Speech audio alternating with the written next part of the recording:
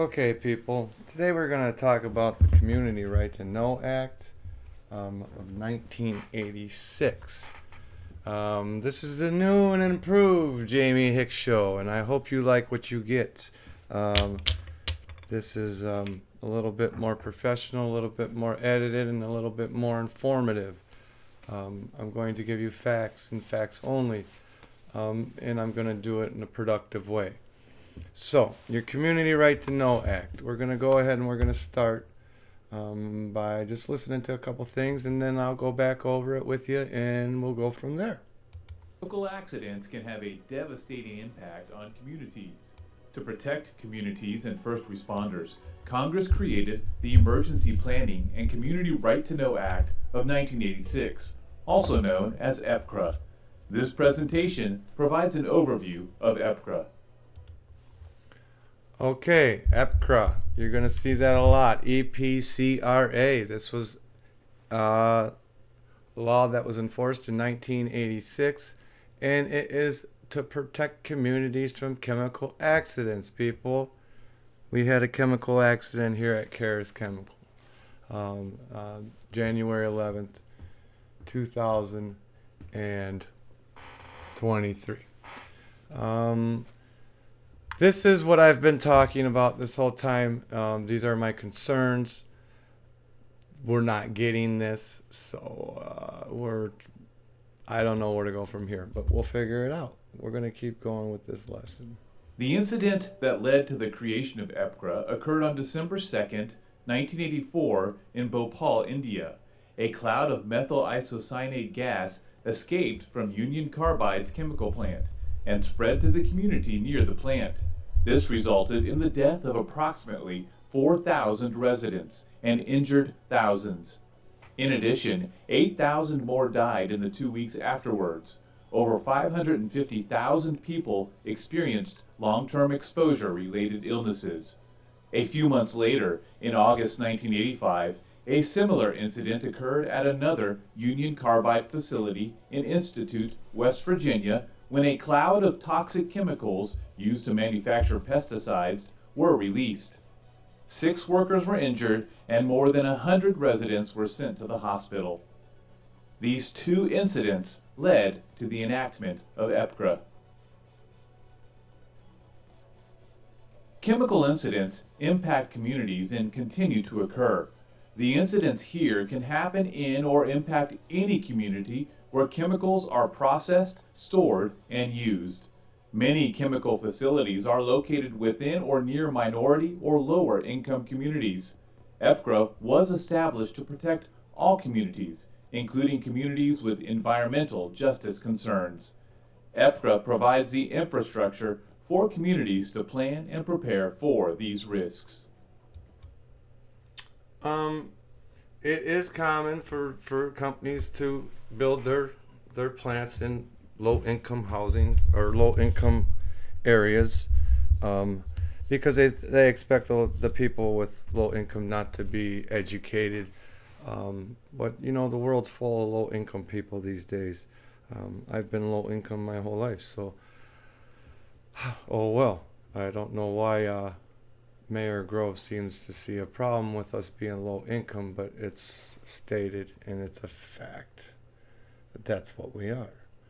So, we'll continue on. What is EPCRA and how does it protect communities from chemical accidents?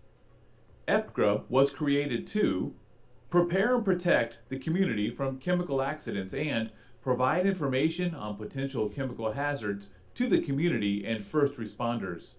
It does so by recognizing that local planners and responders are in the best position to understand the chemical risks in their communities and quickly respond when an accident occurs. EPCRA creates the emergency planning infrastructure at the state, tribal, and local levels by placing implementation responsibilities on state, tribal, and local agencies, and reporting requirements on facilities that handle, store, and use hazardous chemicals. It requires comprehensive emergency response plans for each community, facility and community participation in the emergency planning process, collection, of hazardous chemical information from facilities in the community, and collective planning involving facilities, key stakeholders, and community members. Right there, people. This is what the Community Right to Know Act is all about. It's about creating an emergency plan. When they talk about at the state, tribal, and local levels, your local levels are your local government, like your Illinois Health Department, your Illinois Emergency Management, your local emergency management would be LaSalle County EMA, your fire departments, your mayors, your that kind of stuff. State would be like your Illinois Health Department, your Illinois EPA, Illinois DNR, stuff like that. Tribal, we don't get too much into that because we're not in a tribal area. But the plan is you're supposed to have a comprehensive emergency plan. To me, it's called a worst case scenario plan, people. You should be exercising this. You should know what would happen if your facility blows up and what you're going to do. They have it in their wastewater permit and their water supply permit that if something happens, a fire, and the facility doesn't run, they're still going to get paid no matter what, give or take a little bit. Facility and community participation in the emergency planning process, people. This is another thing I brought up. We have not gotten any of that. I've yet to see the plans. They're the emergency plans and safety plans.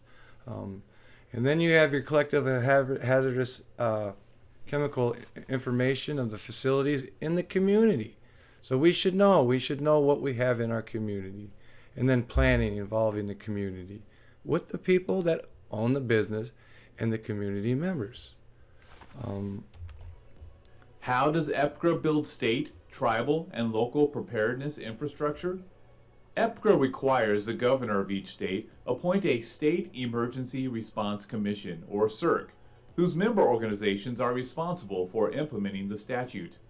Similarly, the chief executive, often a president or chairperson, of a tribe is responsible for appointing a Tribal Emergency Response Commission, or TERC. CERCs and TERCs are responsible for establishing local emergency planning districts and a Local Emergency Planning Committee, or LEPC, or Tribal Emergency Planning Committee, or TEPC, for each district. These local planning districts are often organized around counties, parishes, municipalities, or hazmat response regions. These LEPCs and TEPCs develop and implement the emergency response plans for their communities. They are comprised of key local organizations and industry, making them full partners in identifying chemical risks in the community and preparing for chemical emergencies. EPCRA creates the opportunity for collaboration among a diverse group of participants who broadly represent their communities by serving on their LEPC and TEPC organizations. Each participant brings expertise that is essential to the development of a comprehensive emergency response plan for chemical accidents. The law expressly states LEPC and TEPC organizations shall include representatives from the following groups: elected state and local officials, law enforcement officials, civil defense workers, firefighters, first aid workers, local environmental and transportation workers, health and hospital workers, community groups, the news media, and owners and operators of facilities handling hazardous chemicals.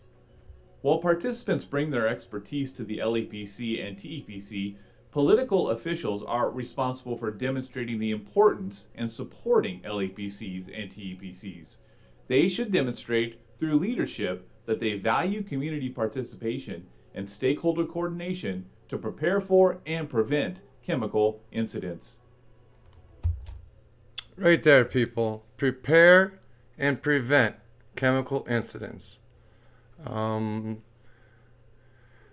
That's what this is all about. This is a major concern of mine. I've brought this up numerous times. This is very important, people. This is an eye-opener. What happened at Hicks Chemical? We need to look at the whole environment that you're around, surrounded by, and know your rights as a citizen of the United States of America.